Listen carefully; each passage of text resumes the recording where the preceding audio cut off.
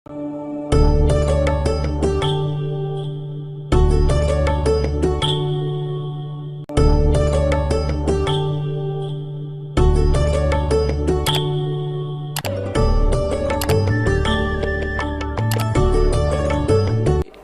थोड़ी सी कथा सुनाते हैं। एक मार्कंडे नाम के ऋषि थे।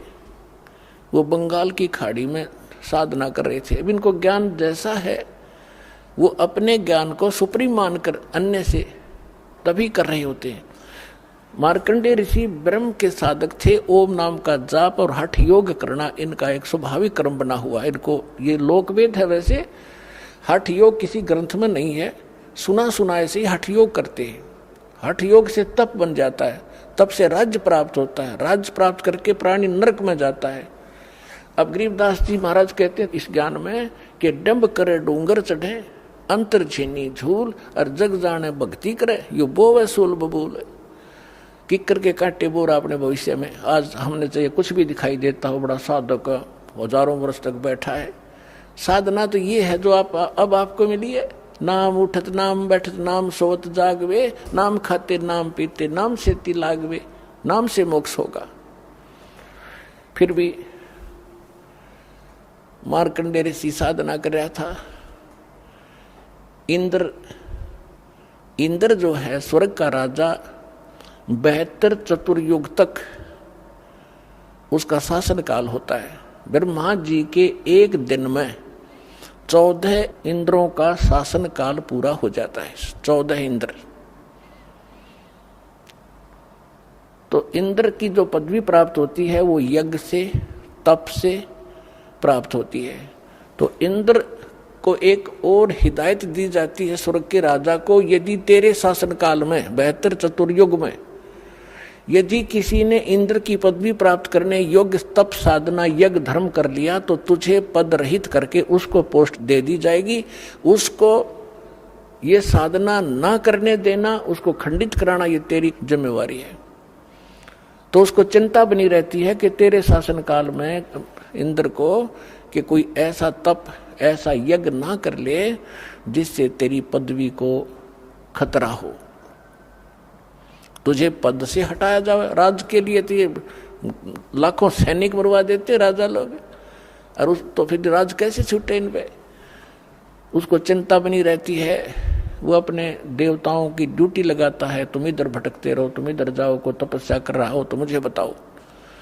तो उसको पता चला कि बंगाल की खाड़ी में एक मार्कंडे नाम के ऋषि बहुत वर्षों से साधना कर रहे हैं।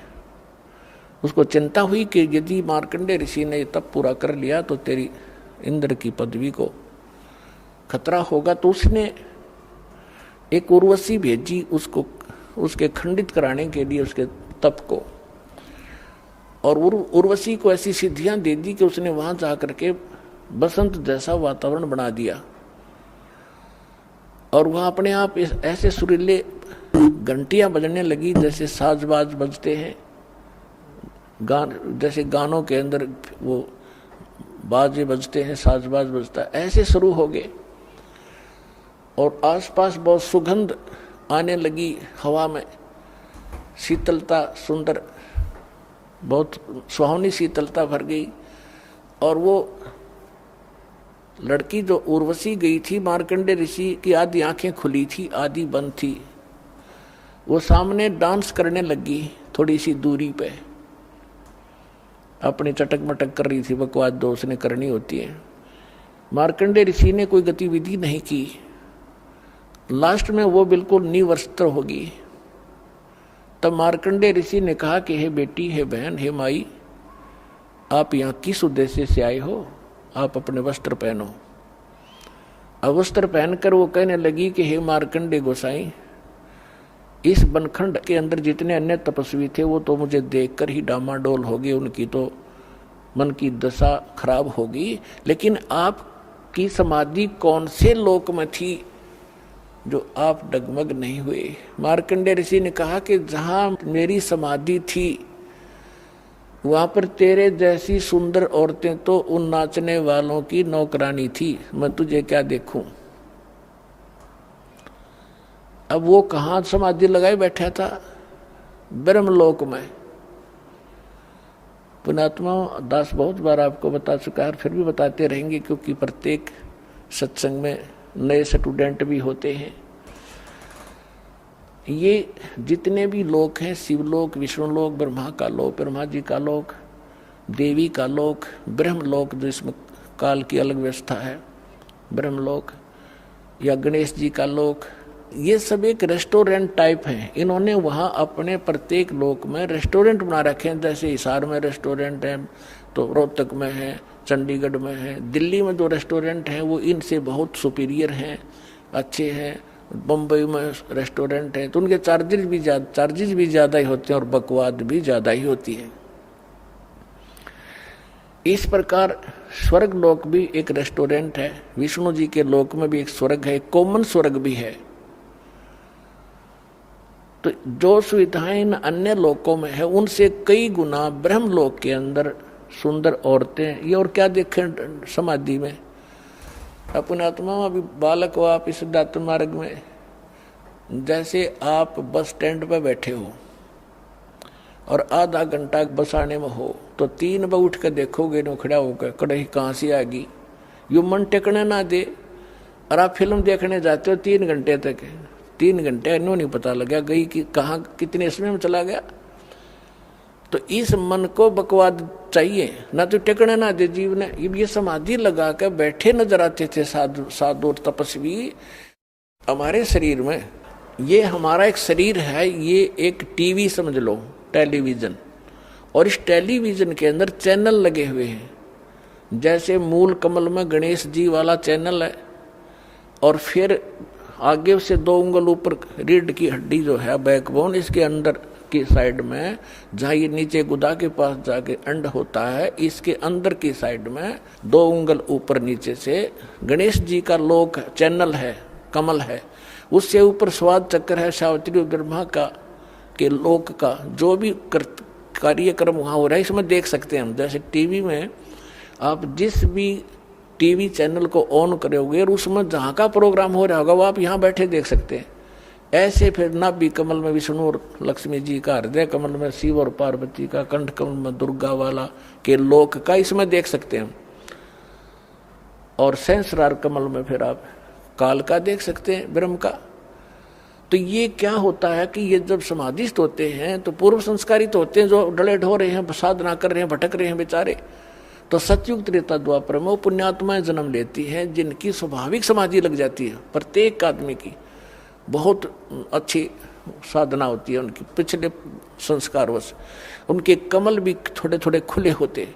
तो अभ्यास करने से कोई कमल खुल जाता है। जिस कमल में को वो देख रहा है और टेलीविजन की तरह काम कर रहा है, कहीं नाच हो रहे हैं, कहीं गाने हो रहे हैं, कहीं बाग बगीचे लहर फले फूले दिखाई देते हैं, और फिर आगे घूमता रहता। तो ऐसे ये मन यहाँ तो बैठा दिखे, 10 वर्ष पीछे बैठा है, इतने समय से बैठा है, और ऊपर वो देख रहा है सैर सपट्टे कर रहा है। तो यहाँ इससे क्या होता है कि बैठने से एक भगवान के लिए बैठा है तो तप बन जाता उतना उसका, और तप से राज मदमानम जन्म तीसरे शुक्र समानम, तपेश्वरी सो राजेश्वरी, राजेश्वरी सो नरकेश्वरी। तो ये मार्कंडे ऋषि उस ब्रह्मलोक में बड़े रेस्टोरेंट में, बम्बई वाले कौन सा स्टार बोले उसमें जा रहा था, और वो क्या है कि वहां पर तेरे जैसी तो उन नाचने वालों की बंदी थी, नौकरानियां थी, तुझे क्या देखूं, तेरे से कोई और सुंदर है उसको भेज। तो उसने कहा उर्वशी ने कि मैं सबसे सुंदर मैं ही हूं और इंद्र की पटरानी हूं, सची मेरा नाम है, और आप मेरे साथ चलो इंद्रलोक में, मेरी इज्जत रह जाएगी, नहीं तो मुझे दुहागन करेंगे, मेरी हंसी करेंगे, मुझे सजा देंगे कि तू हार का आगी।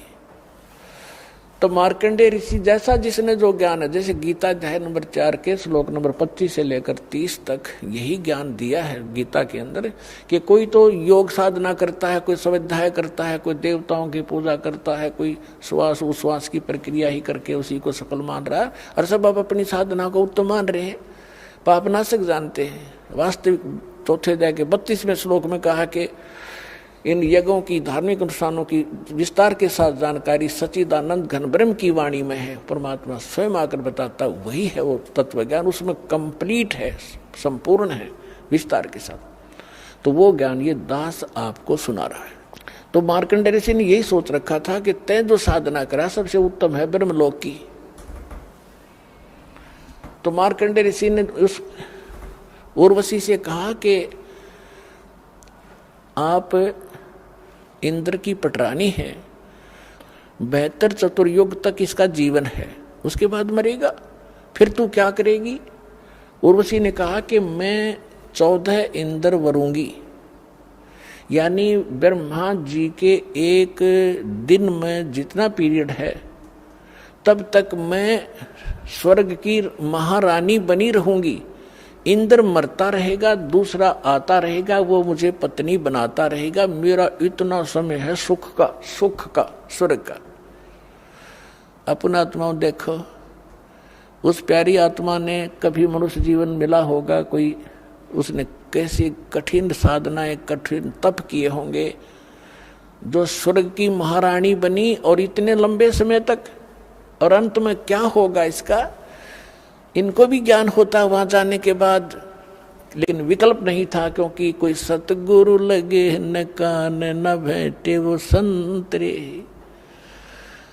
तो क्या कहती है, मार्कंडेय ऋषि ने पूछा कि जब इंद्र मरेगा, मृत्यु होगी, तब तू क्या करेगी? कि 14 इंद्र वरूंगी मैं, यानी नेक्स्ट इंद्र जो इस पदवी पर आएगा वो मुझे पत्नी बनाएगा, उसके साथ भी मैं ऐसे मौज मस्ती मारूंगी, स्वर्ग में रहूंगी।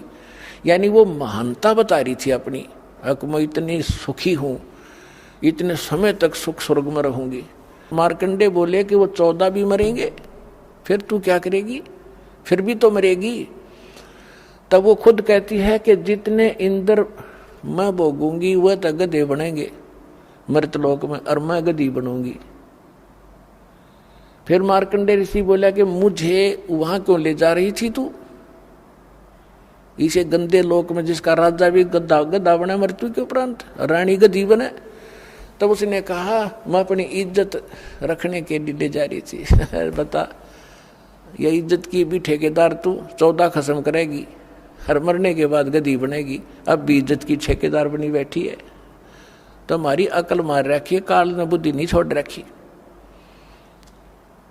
अब इंद्र आ गया, हार गए वे, उनके सारे तगड़मबाजी जंतर मंत्र दाव पेच खत्म हुए। तो इंद्र ने आके स्वयं समर्पण कर दिया कि हे बंद निवाज, इंद्र की गद्दी प्राप्त करो, तुम जीते हम हारे।